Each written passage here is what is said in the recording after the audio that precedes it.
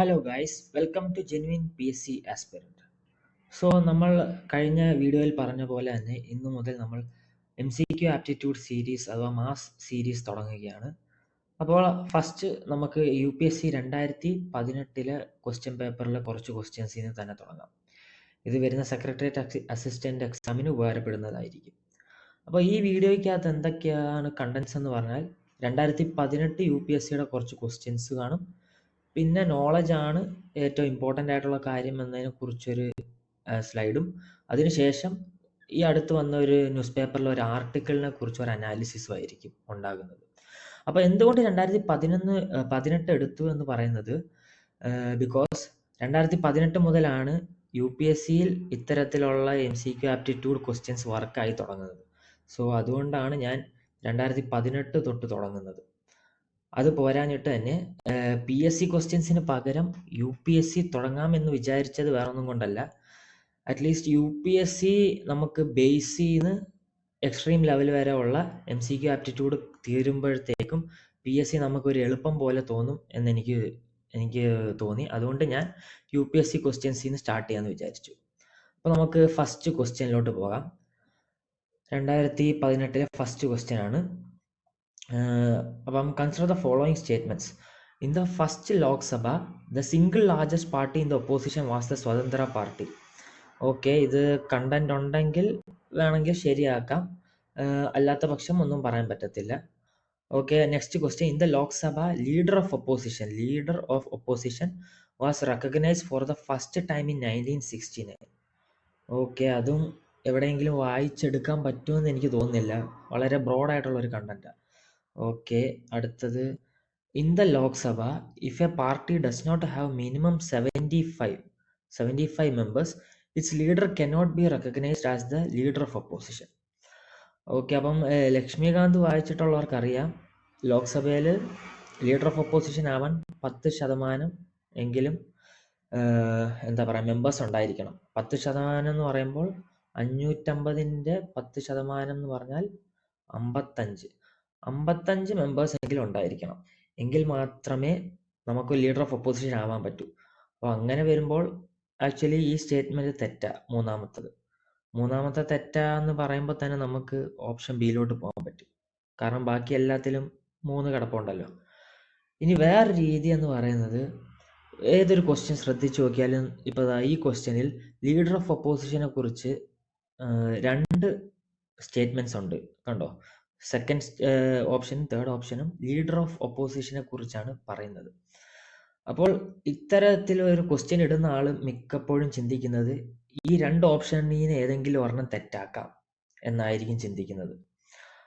അത് പോരാഞ്ഞിട്ട് തന്നെ എല്ലാവർക്കും ഏറെക്കുറെ അറിയാൻ സാധ്യതയുള്ള ഈ കണ്ടന്റ്, മൂന്നാമത്തെ കണ്ടന്റ് കണ്ടോ, അതാണ് കൂടുതലും ക്വസ്റ്റ്യൻ തെറ്റിക്കുന്നത്. ഈ സെക്കൻഡ് കിടക്കുന്ന ഓപ്ഷൻ ആക്ച്വലി എല്ലാവർക്കും അറിയണം എന്നില്ല, അത് ഭയങ്കര വാഗായിട്ടുള്ളൊരു സ്റ്റേറ്റ്മെന്റ്. പക്ഷെ മൂന്നാമത്തേത് ലക്ഷ്മികാന്തിൽ എടുത്ത് പറഞ്ഞിട്ടുണ്ട്. അപ്പം ഇമ്പോർട്ടൻ്റ് ആയിട്ട് പഠിക്കേണ്ട കാര്യങ്ങൾ മാത്രം പഠിച്ചു പോയാൽ തന്നെ നമുക്ക് ഒരുവിധം ക്വസ്റ്റ്യൻസ് ക്രാക്ക് ചെയ്യാൻ സാധിക്കും. അല്ലാതെ എല്ലാ കാര്യങ്ങളും മനസ്സിലാക്കണമെന്നൊന്നുമില്ല. ഓക്കെ, നമുക്ക് അടുത്ത ക്വസ്റ്റ്യനിലോട്ട് പോകാം. Second question. Which of the following leaf modifications occur in desert areas to inhibit water loss? Hard and waxy leaves, tiny leaves, thorns instead of leaves. Okay, correct answer ആണ് ഇതിനകത്തുനിന്ന് എടുക്കേണ്ടത്. അപ്പം നമുക്കറിയാം, നമുക്ക് ചുറ്റും ഒരുപാട് ഡെസേർട്ട്സ് ഉണ്ട്. ഈ ഡെസേർട്ട്സിനകത്ത് തന്നെ ഒരുപാട് തരം പ്ലാന്റ്സും ഉണ്ട്, ആണല്ലോ, പ്ലാന്റ്സും ഉണ്ട്. അപ്പം ഇത്തരം പ്ലാന്റ്സിൻ്റെ കറക്റ്റ് മോഡിഫിക്കേഷൻസ് നമുക്ക് എല്ലാം പഠിച്ചു വെക്കാൻ പറ്റുമോ? അനേകായിരം പ്ലാന്റ്സ് കാണും, എല്ലാം കാണും. അപ്പം നമ്മൾ ഇത്തരം ക്വസ്റ്റ്യൻസിൽ ആലോചിക്കേണ്ട ഡെസേർട്ട് എന്ന് പറയുമ്പോൾ ആദ്യം നമ്മുടെ മനസ്സിൽ വരുന്ന പ്ലാന്റ് ഏതാ? കാക്ടസ് ആയിരിക്കുമല്ലോ. ഓക്കെ, കാക്ടസ് പോലൊരു പ്ലാന്റ് ആലോചിക്കുക. നമുക്കറിയാം അതിന് ഹാർഡ് ആൻഡ് വാക്സി ലീവ്സാണ് ഉള്ളത്. പോരാത്തതിന് നീഡിൽ ലൈക്ക് അല്ലെങ്കിൽ ടൈനി ലീവ്സും ആയിരിക്കും. പിന്നെ അതിനകത്ത് മുള്ളുകളും ഉണ്ടെന്ന് നമ്മൾ പഠിച്ചിട്ടുണ്ട്. അപ്പോൾ ഇതിൽ 3 നമുക്ക് ഡിയിലെത്താമല്ലോ. പിക്ചറൈസേഷനാണ്, ഈ ഒരു കാക്ടസിൻ്റെ പിക്ചറൈസേഷൻ വഴി നമുക്ക് ഡിയിലോട്ട് എത്താം. പോരാത്തതിന് നമുക്ക് ഈ 3 ഓപ്ഷനിൽ നിന്ന് ഒരെണ്ണം ഇല്ല എന്ന് നമുക്ക് പറഞ്ഞാൽ നെഗേറ്റ് ചെയ്ത് കളയാൻ പറ്റത്തില്ലല്ലോ. ഇപ്പം ഹാർഡ് ആൻഡ് വാക്സി ലീവ്സ് ഇല്ല എന്ന് നമുക്ക് ഉറപ്പിച്ച് പറയാൻ പറ്റുമോ? ചിലപ്പോൾ ഏതെങ്കിലും ഒരു ചെടി ഉണ്ടെങ്കിലോ അങ്ങനെയുള്ളത്. അതേപോലെ ടൈനി ലീവ്സ് ഇല്ല എന്ന് നമുക്ക് ഉറപ്പിക്കാൻ പറ്റുമോ? ചിലപ്പോൾ ഏതെങ്കിലും ഒരു ഡെസേർട്ടിൽ ഏതെങ്കിലും ഒരു ചെടിയിലുണ്ടെങ്കിലോ? അങ്ങനെ നിങ്ങൾ ആലോചിച്ച് നോക്കണം. നിങ്ങളുടെ വേ ഓഫ് തിങ്കിങ് അങ്ങനെ മാറ്റണം. ഈ മെത്തേഡ് നെഗേഷൻ മെത്തേഡ് എന്നും പറയും ആക്ച്വലി. അല്ലെങ്കിൽ ഇത്തരം ഓപ്ഷൻസിൽ വേണമെങ്കിൽ തെറ്റിക്കാനായിട്ടാണെങ്കിൽ അവർ വേറെ നല്ലൊരു ഓപ്ഷൻ തരുന്നത്. ഇപ്പോൾ വേണമെങ്കിൽ പറയാം, ലാർജ് ലീവ്സ്. ഇങ്ങനെ ഒരു ഓപ്ഷൻ തരുവാണെങ്കിൽ നമുക്ക് ഉറപ്പിക്കാം എന്ത്, ലാർജ് ലീവ്സ് ഡിസേർട്ട്സിലുള്ള പ്ലാന്റ്സ് കാണാൻ സാധ്യതയുണ്ടോ? കാരണം ലീഫ് വലുതാവും തോറും ട്രാൻസ്പിറേഷൻ കൂടും. ട്രാൻസ്പിറേഷൻ കൂടിയാൽ വാട്ടർ ട്രാൻസ്പിറേഷൻ കൂടുമല്ലോ.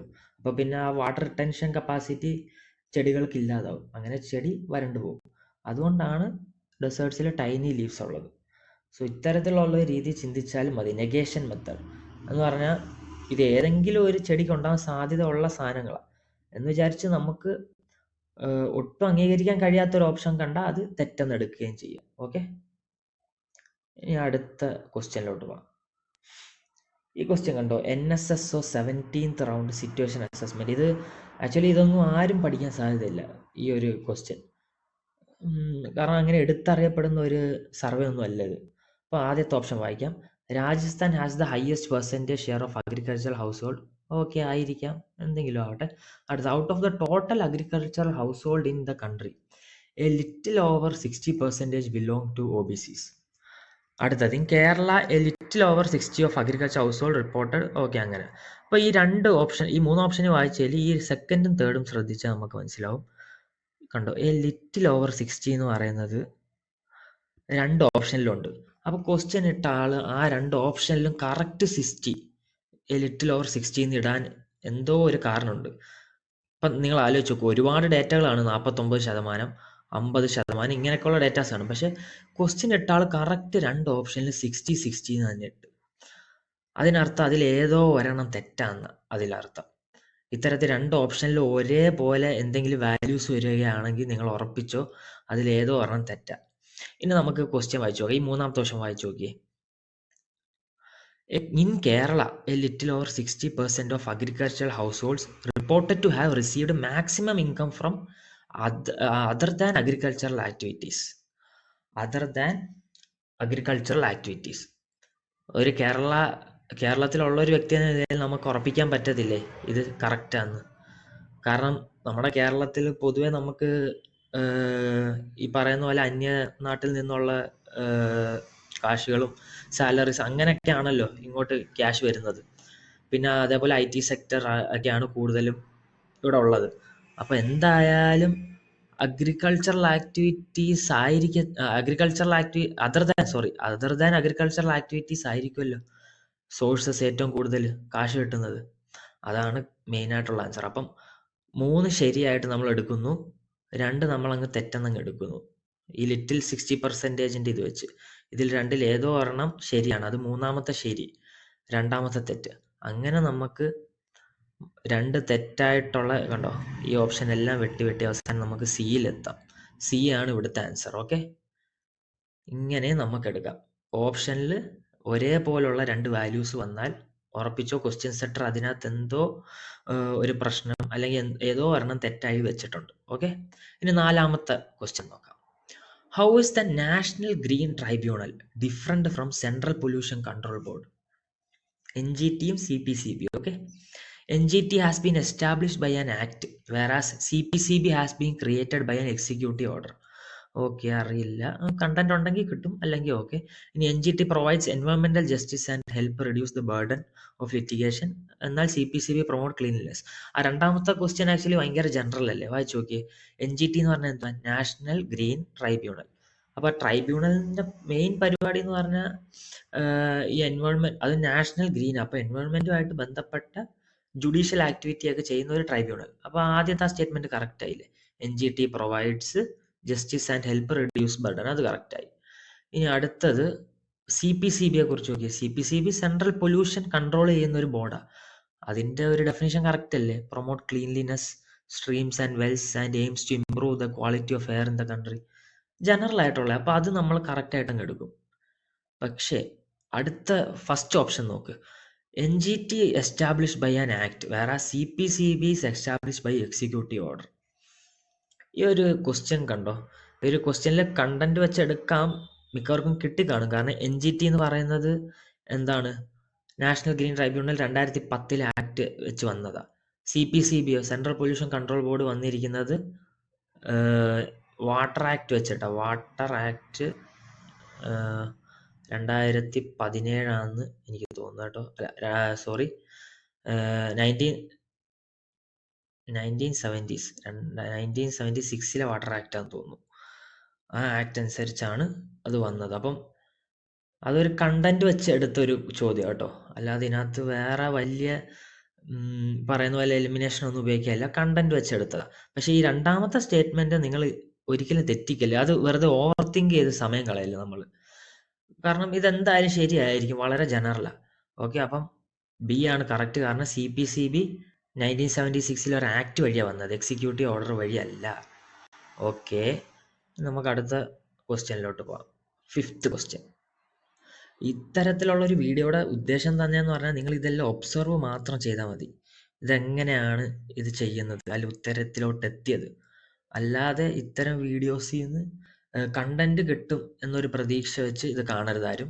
ഒബ്സർവ് മാത്രം ചെയ്യുക, എങ്ങനെ ഉത്തരത്തിലോട്ട് എത്തുന്നു. അതാണ് ഈ ഒരു വീഡിയോയുടെ മെയിൻ ലക്ഷ്യവും. അങ്ങനെ ആപ്റ്റിറ്റ്യൂഡ് വളർത്തിയെടുക്കുക. ഇത് ഒരുപാട് ക്വസ്റ്റ്യൻസ് ചെയ്താണ് ഇത് ആപ്റ്റിറ്റ്യൂഡ് വളർത്തുന്നത്. ആദ്യത്തെ 1 or 2 വീഡിയോ കണ്ടെന്ന് വിചാരിച്ച് നമുക്കിത് ശരിയാവണമെന്നില്ല. ഓക്കെ, അടുത്ത. The Parliament of India can place a particular law in 9th schedule of the Constitution of India.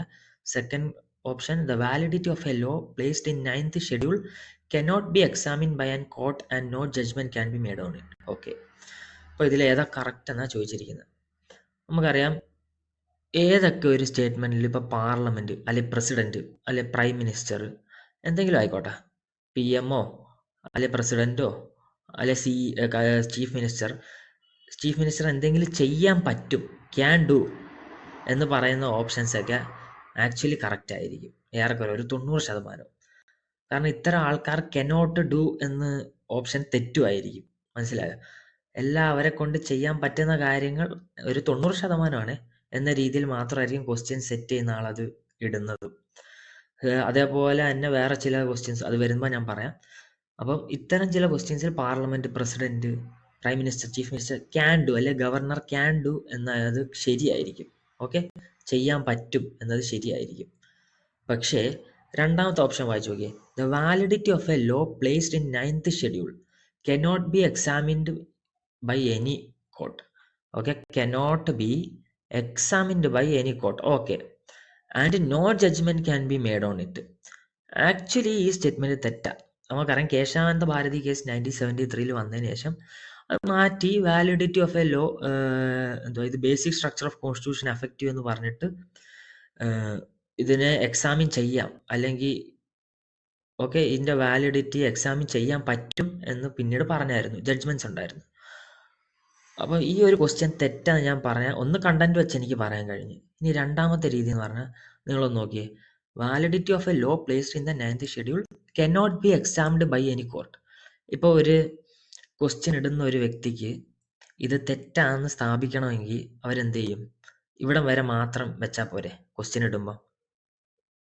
Cannot be examined by any court അത്രയും വരെ ഇട്ടാൽ മതി. പക്ഷെ ആ വ്യക്തിക്ക് ഇത് കുറച്ചുകൂടെ ഉറപ്പിക്കണം. ഒരിക്കലും ഇനി ഭാവിയിൽ പോലും നിങ്ങൾ ഇത് ചാലഞ്ച് പോലും ചെയ്യരുതെന്ന്. മനസ്സിലായി? ഈ ക്വസ്റ്റ്യൻ ശരിയാന്നുള്ള രീതി നിങ്ങൾ ചാലഞ്ച് പോലും ചെയ്യരുതെന്നുള്ള രീതിയിൽ ഉറപ്പിക്കാൻ വേണ്ടിയാണ് അതിൻ്റെ കൂടെ ഒരു ആൻഡ് ഇട്ടിട്ട് എക്സ്ട്രാ കുറച്ച് പോയിന്റ് കൂടെ തന്നെ. And no judgment can be made on it. അതെങ്ങനെ? ഏതെങ്കിലും ഒരു കേസിനെ കുറിച്ച് ഒരു ജഡ്ജ്മെന്റ് ചെയ്യുന്നതിൽ എന്താ തെറ്റ്? അപ്പൊ എന്തായാലും ഈ ഓപ്ഷൻസ് 2 എന്ന് പറയുന്നത് തെറ്റല്ലേ? ആക്ച്വലി തെറ്റാണ്. അപ്പം ക്വസ്റ്റ്യൻ ഇട്ട ആളുടെ ഉദ്ദേശം അത് തന്നെയായിരുന്നു, ചാലഞ്ചിന് പോലും ഒരു അവസരം കൊടുക്കരുത്, എന്തായാലും അത് തെറ്റായിരിക്കണം എന്നതായിരുന്നു. അങ്ങനെ ഇതിന്റെ ആൻസർ ഓപ്ഷൻ എ ആണ്. ഓക്കെ, ഇതിന്റെ ആൻസർ ഓപ്ഷൻ എ ആണ്. ഓക്കെ ഗായ്സ്, സോ ഇന്ന് ഇത്ര 5 ക്വസ്റ്റ്യൻസ് മാത്രമേ ചെയ്യുന്നുള്ളൂ. വേറെ ഒന്നും കൊണ്ടല്ല, തുടക്ക ടൈമിലായതുകൊണ്ട് നമ്മളെല്ലാം കറക്റ്റായിട്ട് എക്സ്പ്ലെയിൻ ചെയ്ത് പയ്യെ പോകത്തുള്ളൂ. പിന്നീട് അങ്ങോട്ട് ക്വസ്റ്റ്യൻസിൻ്റെ എണ്ണവും കൂട്ടി സ്പീഡും കൂട്ടി നമുക്ക് വരാം. ഇതിപ്പോൾ ബേസിക് ലെവൽ നമ്മൾ തുടങ്ങുന്നതല്ല ഉള്ളൂ, അതുകൊണ്ടാണ്. ഇനി അടുത്തത് വീണ്ടും ഞാൻ ഇത്രയും എലിമിനേഷൻ ടെക്നിക്ക് എല്ലാം ചെയ്യുമ്പോഴും ഞാൻ വീണ്ടും ഊന്നി പറയുന്നു, നോളജ് ആണ് കിങ്. കണ്ടന്റ് ഉണ്ടെങ്കിൽ മാത്രമേ എലിമിനേഷൻ വർക്കാവൂ. എല്ലാവരും അത് ഓർക്കുക. കണ്ടന്റ് ഉണ്ടെങ്കിൽ മാത്രമേ എലിമിനേഷൻ വർക്കാവും. അല്ലാതെ എലിമിനേഷൻ വെച്ചിട്ട് നമുക്ക് ഒരു എക്സാം ക്രാക്ക് ചെയ്യാം എന്ന ചിന്ത ഉണ്ടെങ്കിൽ അത് വെറുതെയാണ്. കണ്ടന്റ് ഉണ്ടെങ്കിൽ മാത്രമേ പാസ്സാവൂ. ഈ എലിമിനേഷന്റെ ഉപയോഗം ഞാൻ കഴിഞ്ഞ വീഡിയോയിൽ ഞാൻ പറഞ്ഞു. വരുന്നത് എപ്പോഴാണ്? ഏതെങ്കിലും ഒരു ലിസ്റ്റിൽ ചിലപ്പോൾ നമ്മൾ പറയത്തില്ലേ, 1 മാർക്ക് കാരണം നമുക്ക് കയറാൻ പറ്റിയില്ല, 2 മാർക്ക് കാരണം. അത്തരം ഒരു അവസ്ഥയിലൊക്കെ നമുക്ക് എലിമിനേഷൻ നമുക്ക് ഉപകാരപ്പെടും. അല്ലെങ്കിൽ ലിസ്റ്റിൽ വന്നിട്ടും ടോപ്പ് റാങ്കുകൾക്ക് വേണ്ടി ഈ എലിമിനേഷൻ ടെക്നിക്ക് ഉപകാരപ്പെടും. അല്ലാതെ എലിമിനേഷൻ കൊണ്ട് മാത്രം നമ്മൾ ഒരു എക്സാം ക്ലിയർ ചെയ്യണമെന്നില്ല.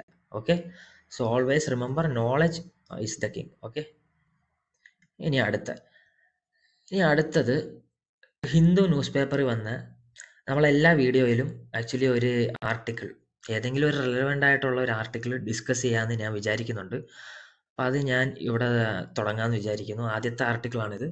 ഹിന്ദു ന്യൂസ് പേപ്പറിൽ നവംബർ 30 വന്നതാണ്. ഓക്കെ, നവംബർ 30 വന്ന ഒരു ആർട്ടിക്കിളാണ്. ഈ ആർട്ടിക്കിളിൻ്റെ മെയിൻ കണ്ടന്റ് എന്ന് പറഞ്ഞാൽ മൊത്തം വായിക്കുന്നില്ല, ഞാൻ പറഞ്ഞുതരാം. India needs to share the contraceptive responsibility. നമുക്കറിയാം, നമ്മുടെ രാജ്യം പോപ്പുലേഷൻ വൈസ് വളരെയധികം, നമ്മുടെ എക്കണോമിക്കും നമ്മുടെ റിസോഴ്സസിന് താങ്ങാൻ പറ്റുന്നതിലപ്പുറം പോപ്പുലേഷൻ കൂടിക്കൊണ്ടിരിക്കുക നമുക്കറിയാം. സോ അത്തരം ഒരു അവസ്ഥയിൽ കോൺട്രാസെപ്റ്റീവ് ഉപയോഗിക്കുക എന്നത് വളരെയധികം ഇമ്പോർട്ടൻ്റ് ആണ്. ഓക്കെ, കോൺട്രാസെപ്റ്റീവ്സ് ഉപയോഗിക്കുക എന്നുള്ളത്. പക്ഷേ ഈ ഒരു ആർട്ടിക്കിൾ വായിക്കുമ്പോൾ നമുക്ക് മനസ്സിലാവും, ആക്ച്വലി കോൺട്രാസെപ്റ്റീവ്സ് മെയിലും ഫീമെയിലും ഒരേപോലാണോ യൂസ് ചെയ്യുന്നത് എന്ന് പറഞ്ഞാൽ, മെയിൽസ് കറക്റ്റായിട്ട് ഇത് ഫോളോ ചെയ്യുന്നുണ്ടോ അതോ ഫീമെയിൽസ് ആണോ ഫോളോ ചെയ്യുന്നത് എന്നതിനെക്കുറിച്ചുള്ള ഒരു ജെൻഡർ ഡിസ്ക്രിമിനേഷൻ വെച്ച് കുറച്ച് കാര്യങ്ങളൊക്കെ ഇതിനകത്തുള്ളത്. അപ്പം നമുക്ക് നോക്കാം.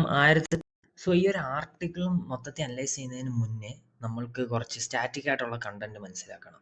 എന്താണ് വാസെക്ടോമി ആൻഡ് ട്യൂബെക്ടോമി? വാസെക്ടോമി എന്ന് പറയുന്നത് ആക്ച്വലി മെയിൽസിൽ നടത്തുന്ന ഒരു ഓപ്പറേഷനാണ്. മെയിൽസിൻ്റെ ഈ 2 ഓർഗൻസിനെ വാസ് ഡിഫേൺസ് എന്ന് വിളിക്കും. സോ അതിൽ ഓപ്പറേഷൻ നടത്തുന്നത് കൊണ്ടാണ് അതിന് വാസെക്ടോമി എന്ന പേര് വരുന്നത്. മെയിൽസിൻ്റെ ടെസ്റ്റിസ് എന്ന് പറയുന്ന ഓർഗനാണ് ആക്ച്വലി സ്പേംസ് പ്രൊഡ്യൂസ് ചെയ്യുന്നത്. ഈ ഒരു വാസ് ഡെഫേൺസിൽ ഓപ്പറേഷൻ നടക്കുന്നതിനാൽ സ്പേംസ് പുറത്തോട്ട് ഇജാക്കുലേറ്റ് ആവാതിരിക്കുന്നു. അതുകൊണ്ട് തന്നെ നമുക്കറിയാം, ഇൻ്റർകോഴ്സിൽ ഫെർട്ടിലൈസേഷൻ നടക്കാതാവും. സോ ഈ പ്രൊഡ്യൂസ് ചെയ്യുന്ന സ്പേംസിന് ബോഡി തന്നെ അബ്സോർബ് ചെയ്യുകയാണ് പൊതുവെ ചെയ്യാറുള്ളത്. ഇനി ഫീമെയിൽസിലോട്ട് വരുമ്പോൾ അവിടെ ട്യൂബെക്ടോമി എന്നാണ് അതിൻ്റെ പേര്. ട്യൂബെക്ടോമി എന്ന് വിളിക്കുന്നത് വേറൊന്നും കൊണ്ടല്ല, അവരുടെ സ്പേം ആക്ച്വലി എഗ്സ് പ്രൊഡ്യൂസ് ചെയ്തതിന്, ഓവറി എഗ്സ് പ്രൊഡ്യൂസ് ചെയ്തതിന് ശേഷം ഫലോപ്പിയൻ ട്യൂബ് വഴിയാണ് അത് യൂട്ടറസിലോട്ട് ചെല്ലുന്നത്, അല്ലേ? സോ ഇവിടെ ഈ ഫലോപ്പിയൻ ട്യൂബിലാണ് ഓപ്പറേഷൻ നടക്കുന്നത്. സോ അവർ ആ ഒരു പ്രോസസ്സിനെ ട്യൂബെക്ടോമി എന്ന് ഫീമെയിൽസിൽ പറയുന്നു. ഇവിടെയും എഗ്സ് പ്രൊഡ്യൂസ് ചെയ്യുന്നുണ്ട്, പക്ഷെ അത് ബോഡി തന്നെ തിരിച്ച് അബ്സോർബ് ചെയ്യും. ഒരു പ്രശ്നവും അതിനാൽ ആ വ്യക്തിക്ക് ഉണ്ടാവത്തില്ല ഇങ്ങനെ അബ്സോർബ് ചെയ്യുന്നത് കൊണ്ട്. സോ ഇതായിരുന്നു ഒരു സ്റ്റാറ്റിക് കണ്ടന്റ് ഇതിനകത്ത് നിന്ന് പറയാനുണ്ടായിരുന്നത്. ഇനി നമുക്ക് ന്യൂസ് പേപ്പർ ആർട്ടിക്കിളിലോട്ട് പോകാം. സോ ഇവിടെ നമുക്ക് കാണാൻ കഴിയുന്നത്, ഇപ്പോഴത്തെ ഒരു ഒഫീഷ്യൽ ഡേറ്റ വെച്ച് പറയുകയാണെങ്കിൽ ഫീമെയിൽ മെയിൽ സ്റ്റെറിലൈസേഷനെ കുറിച്ചാണ് പറയുന്നത്. അപ്പം ഫീമെയിൽസിൽ ആക്ച്വലി 37.9%, പോട്ടെ 38%, സ്റ്റെറിലൈസേഷൻ ഉണ്ട്. എന്ന് പറഞ്ഞാൽ 100 പേരെടുത്തു കഴിഞ്ഞാൽ അതിനകത്ത് 38 ഫീമെയിൽസ് ഈ പറഞ്ഞ ട്യൂബെക്ടോമി ചെയ്യും. പക്ഷേ മെയിൽസിനകത്ത് റേറ്റ് എത്ര എന്ന് പറഞ്ഞാൽ അത് 0.3% മാത്രമാണ്. സോ ആ ഒരു ജെൻഡർ ഡിസ്ക്രിമിനേഷൻ നിങ്ങൾക്ക് ഇവിടെ മനസ്സിലാകുന്നു എന്ന് ഞാൻ വിചാരിക്കുന്നു. ഫീമെയിൽസിൽ 38 പേര് ഈ ഓപ്പറേഷൻ നടത്തുമ്പോൾ മെയിൽസിൽ 0.3%, ഒരാൾ പോലും, ആക്ച്വലി 100 പേരിൽ ഒരാൾ പോലും ഇത് ചെയ്യുന്നില്ല. അപ്പോൾ ഇതിൻ്റെ റീസൺസ് എന്താണെന്ന് ആക്ച്വലി അവർ തെരഞ്ഞപ്പോൾ മനസ്സിലാക്കിയതെന്ന് പറഞ്ഞാൽ, പല വുമൺസിനും വിചാരിക്കുന്നത് ഈ ഒരു ഓപ്പറേഷൻ വഴി മെയിൽസിൻ്റെ എന്താ പറയുക, ഒരു ഡിഗ്നിറ്റി ഇല്ലാതാകും, അല്ലെങ്കിൽ റെസ്പെക്റ്റ്, അവർക്ക് കിട്ടേണ്ട പ്രൗഡി, റെസ്പെക്റ്റ് ഒക്കെ ഇല്ലാതാവും. അതേപോലെ ഇത്തരം ഓപ്പറേഷൻസ് കഴിഞ്ഞ മെയിൽസ് ഭാവിയിൽ കുടുംബത്തിനൊരു ഭാരമായി മാറും, അവർക്ക് ജോലി ചെയ്യുന്നതിൽ ബലഹീനത ഉണ്ടാവും. അത്തരമുള്ള പല മിത്തുകൾ കാരണം ഈ ഓപ്പറേഷൻ ചെയ്യാത്ത ആളുകളുണ്ട്. പോരാത്തതിന് നമ്മുടെ ഇന്ത്യയിൽ ഇതിനു വേണ്ടിയുള്ള റൂറൽ ഇൻഫ്രാസ്ട്രക്ചർ, അതേപോലെ ഫെസിലിറ്റീസ് ഒക്കെ വളരെ കുറവാണ്. അതും ഒരു പ്രശ്നമാണ്. സ്കിൽഡ് ആയിട്ടുള്ള എന്താ പറയുക, ഡോക്ടേഴ്സ് ഇല്ല. അങ്ങനത്തെ കുറേ ഇഷ്യൂസ് കാരണമാണ് ഈ പറയുന്ന മെയിൽസിൽ ഇത്രയും കുറവ് ഓപ്പറേഷൻ നടക്കുന്നത്. പിന്നെ ഒരു കാര്യം എന്ന് പറഞ്ഞാൽ in many studies in India have suggested that illiteracy ഒരു മെയിൻ റീസണാണ്. Male ego, misconception about it impact on libido, family opposition, ഇതൊക്കെയാണ് മെയിൻ റീസൺസ്. അപ്പോൾ എന്താണ് അതിനുള്ള ഒരു സൊല്യൂഷനായിട്ട് ഇവർ ആക്ച്വലി ഇവിടെ പറയുന്നത്, ഒന്നെന്ന് പറഞ്ഞാൽ പബ്ലിക് അവയർനെസ് തന്നെയാണ്. പബ്ലിക് അവയർനെസ് വഴി ജനങ്ങൾക്ക് ഇത് മനസ്സിലാക്കി കൊടുക്കുക. പിന്നെ രണ്ടാമത്തത് എഡ്യൂക്കേഷൻ, അതും സ്കൂളിൽ വെച്ച് തന്നെ ഇത്തരത്തിലുള്ള കാര്യങ്ങളെക്കുറിച്ച് നല്ല എഡ്യൂക്കേഷൻ കൊടുക്കുക. ഓക്കെ, ഇതൊക്കെയാണ് മെയിനായിട്ട് പറയുന്ന സൊല്യൂഷൻസ്. പിന്നെ ഇൻ്റർനാഷണൽ കമ്പാരിസൺ നോക്കുവാണെങ്കിൽ സൗത്ത് കൊറിയ പോലുള്ള ഒരു രാജ്യത്ത് as reported that men are more likely to shoulder the contraceptive responsibilities. Okay, South Korea എന്ന രാജ്യത്ത് ആക്ച്വലി കൂടുതലും മെൻസ് ആണ് ഇത്തരത്തിലുള്ള കാര്യങ്ങൾക്ക് മുന്നിട്ടിറങ്ങുന്നത്. ഓക്കെ, ഇതായിരുന്നു ഈ ഒരു ആർട്ടിക്കിളിൻ്റെ ഒരു അനാലിസിസ്. പക്ഷെ ഇതിൽ നിന്ന് നമ്മൾ വേറൊരു രീതിക്ക് ഇതിനെ കാണാം. അപ്പോൾ മെയിനായിട്ടുള്ള റീസൺ ഇത്തരത്തിലുള്ള പ്രശ്നങ്ങളുടെ അതിനകത്തൊരു കാരണം പറഞ്ഞത് പാട്രിയാർക്കി എന്ന് പറയുന്നുണ്ടായിരുന്നു. Patriarchy, male ego, patriarchy. അപ്പം നമുക്ക് അതിനെക്കുറിച്ചൊന്ന് സംസാരിക്കാം. പാട്രിയാർക്കി എന്ന് പറയുന്നത് ആക്ച്വലി ഇന്ത്യൻ സൊസൈറ്റിയുടെ ഒരു സാലിയൻ ഫീച്ചറാണ്. ആരും അതിശയിക്കേണ്ട, അത് ആക്ച്വലി ഒരു ഇമ്പോർട്ടൻ്റ് ആയിട്ടുള്ള ഒരു ഫീച്ചർ. ഇന്ത്യൻ സൊസൈറ്റിയിൽ അത് നിലനിന്ന് പോകുന്നൊരു കാര്യമാണ് പാട്രിയാർക്കി. അപ്പോൾ എല്ലാവരും വിചാരിക്കും എന്താണ് ഈ പാട്രിയാർക്കി? പാട്രിയാർക്കി എന്ന് പറഞ്ഞാൽ men hold primary power and status than woman. പുരുഷ മേധാവിത്വം എന്ന് വേണമെങ്കിൽ മലയാളത്തിൽ പറയാം. അതാണ് പാട്രിയാർക്കി. ഓക്കെ, അപ്പോൾ ഇത് നമ്മുടെ ഇന്ത്യൻ സൊസൈറ്റിയുടെ ഒരു സാലിയൻ ഇമ്പോർട്ടൻ്റ് ആയിട്ടുള്ള ഒരു ഫീച്ചറാണ്. ഇന്ത്യൻ സൊസൈറ്റി പലയിടത്തും ഇത് കാണാൻ പറ്റും. അപ്പോൾ ഇത്തരത്തിലുള്ള പാട്രിയാർക്കി കാരണമാണ് മെൻസിൽ 0.3% ആണ് സ്റ്റെറിലൈസേഷൻ ഞാൻ പറഞ്ഞായിരുന്നല്ലോ. സ്ത്രീകൾക്ക് പക്ഷേ അത് 38%. സ്ത്രീകൾക്ക് 38%. അപ്പോൾ 38 സ്ത്രീകൾ ചെയ്യുന്ന സ്റ്റെറിലൈസേഷൻ ഇവിടെ മെൻസിൻ്റെ അടുത്ത് വരുമ്പോൾ അത് 0.3 ആയി കുറയുന്നു. എന്തൊരു വ്യത്യാസമാണ്! ഇത് ആക്ച്വലി അഫക്റ്റ് ചെയ്യുന്ന എന്തിനാണ്? SDG 5. അപ്പം നമ്മൾ നോക്കണം എന്താണ് SDG 5. SDG 5 ആക്ച്വലി ജെൻഡർ ഇക്വാളിറ്റിയെ കുറിച്ച് പറയുന്നതാണ്. സസ്റ്റൈനബിൾ ഡെവലപ്മെൻറ്റ് ഗോൾസ് എന്ന് പറയും. അപ്പോൾ ഇത് ആക്ച്വലി നമ്മുടെ ഇന്ത്യയുടെ SDG 5 ഗോൾസിനെ അഫക്റ്റ് ചെയ്യുന്നുണ്ട്. ഇത്തരത്തിലുള്ള ഫീമെയിൽ ഡിസ്ക്രിമിനേഷൻസ് SDG 5നെ ഇന്ത്യയുടെ ഗോൾസിനെ അഫക്റ്റ് ചെയ്യുന്നു. ഇപ്പോഴത്തെ ആക്ച്വലി നമ്മുടെ ഇന്ത്യയിൽ ഇനി നോക്കിയാണെങ്കിൽ the status of patriarchy in ഇന്ത്യയിൽ പാട്രിയാർക്കി ആക്ച്വലി പല ഭാഗങ്ങളും കുറയുന്നുണ്ട്. വുമൻസ് ഇപ്പോൾ ഒരുപാട് ജോലിക്ക് പോകുന്നുണ്ട്. അതേപോലെ അവർക്ക് ഒരുപാട് അക്സസറീസ് ഉണ്ടാകുന്നു, റിസോഴ്സസ് കൂടുന്നു, ഫൈനാൻഷ്യലി അവർ ഇൻഡിപെൻഡൻ്റ് ആകുന്നു, ഒരുപാട് മാറ്റങ്ങൾ ഉണ്ടാകുന്നുണ്ട്. പക്ഷേ ഈ ഒരു പത്രവാർത്ത വായിക്കുന്നതിന് നമുക്ക് എന്ത് മനസ്സിലാവും? ഇതൊക്കെ ആക്ച്വലി ഇപ്പോൾ ഈ പറഞ്ഞ സ്റ്റെറിലൈസേഷൻ, വാസക്ടോമി, ട്യൂബക്ടോമി ഒക്കെ ഒരു ന്യൂ ഫോംസ് ഓഫ് പാട്രിയാർക്കി തന്നെയല്ലേ? ഒന്ന് ചിന്തിച്ചു നോക്കുക. അവിടെയും ആക്ച്വലി പുരുഷ മേധാവിത്വം തന്നെയല്ലേ നടക്കുന്നത്? പുരുഷന്മാർ ആക്ച്വലി ഇത്തരത്തിലുള്ള ഓപ്പറേഷൻസ് നടത്തുന്നില്ല, പക്ഷേ സ്ത്രീകൾ ഇതെല്ലാം ചെയ്യുകയും വേണം. അപ്പോൾ നമ്മുടെ രാജ്യം ആക്ച്വലി പുതിയ രീതിയിലുള്ള പാട്രിയാർക്കിയിലോട്ട് കടന്നുകൊണ്ടിരിക്കുകയാണ്. ഇതേപോലെ തന്നെ ഒരു പുതിയ ഫോം ഓഫ് രണ്ട് പാട്രിയാർക്കി, രണ്ടൊരു ടേംസ് ഞാൻ പറയാം. നിങ്ങളത് സെർച്ച് ചെയ്ത് അതെന്താണെന്ന് മനസ്സിലാക്കുക. ഒന്ന് ഗ്ലാസ് സീലിംഗ് എന്ന് പറയും. പാട്രിയാർക്കി കാരണം ഫീമെയിൽസ് ഫേസ് ചെയ്യുന്ന ഒരു പ്രോബ്ലമാണ് ഗ്ലാസ് സീലിംഗ്. അതേപോലെ അടുത്ത ഒരെണ്ണം എന്ന് പറയുന്നത് സ്റ്റിക്കി ഫ്ലോർസ്. ഓക്കെ, സോ ഈ രണ്ട് ടേംസും നിങ്ങൾ ഒന്ന് ഗൂഗിളിൽ സെർച്ച് ചെയ്ത് മനസ്സിലാക്കുക എന്താണ് ഈ സംഭവം എന്ന്. സോ ഇതായിരുന്നു ഇന്നത്തെ വീഡിയോ കൊണ്ട് ഞാൻ ഉദ്ദേശിച്ചത്. Also at end of the day നിങ്ങൾ വേണം ഡിസൈഡ് ചെയ്യാൻ ഇത്തരത്തിലുള്ള കാര്യങ്ങൾ നല്ലതാണോ സൊസൈറ്റിക്ക്, അതോ ചീത്തയാണോ. നിങ്ങളുടെ വിലപ്പെട്ട കമൻറ്റുകൾ എന്തായാലും കമൻറ്റ് ബോക്സിൽ ഇടുക. Okay, you may decide. നിങ്ങൾക്ക് ഞാൻ അവസാനം വിട്ടുതരുന്നു. You may decide about these issues. So that's all for today. അപ്പോൾ ഇനി അങ്ങോട്ടുള്ള എല്ലാ വീഡിയോസിലും നമ്മൾ ഇതേപോലെ UPSC ക്വസ്റ്റ്യൻസ് അല്ലെങ്കിൽ PSC ക്വസ്റ്റ്യൻസ് ഒക്കെ ചെയ്യും. അതേപോലെ ഒരു ന്യൂസ് ആർട്ടിക്കിളും ഞാൻ അതിൻ്റെ കൂടെ അറ്റാച്ച് ചെയ്യാൻ ശ്രമിക്കുന്നതായിരിക്കും. വേറെ ഒന്നും കൊണ്ടല്ല, നമ്മളൊരു എക്സാമിന് വേണ്ടിയാണ് പഠിക്കുന്നത്, ശരിയാണ്. കോമ്പറ്റേറ്റീവ് മൈൻഡാണ് നമുക്ക് എല്ലാവർക്കും. ബട്ട് ആക്ച്വലി നമുക്ക് വേണ്ടത് എന്താണ്? ആസ് എ പേഴ്സൺ നമുക്കൊന്ന് മാറാൻ സാധിക്കണം. ഇത്തരത്തിലുള്ള എക്സാമുകൾക്ക് വേണ്ടി പ്രിപ്പയർ ചെയ്യുമ്പോൾ ആസ് എ പേഴ്സൺ നമുക്കൊരു ഡെവലപ്മെൻറ്റ് ഉണ്ടാവണം.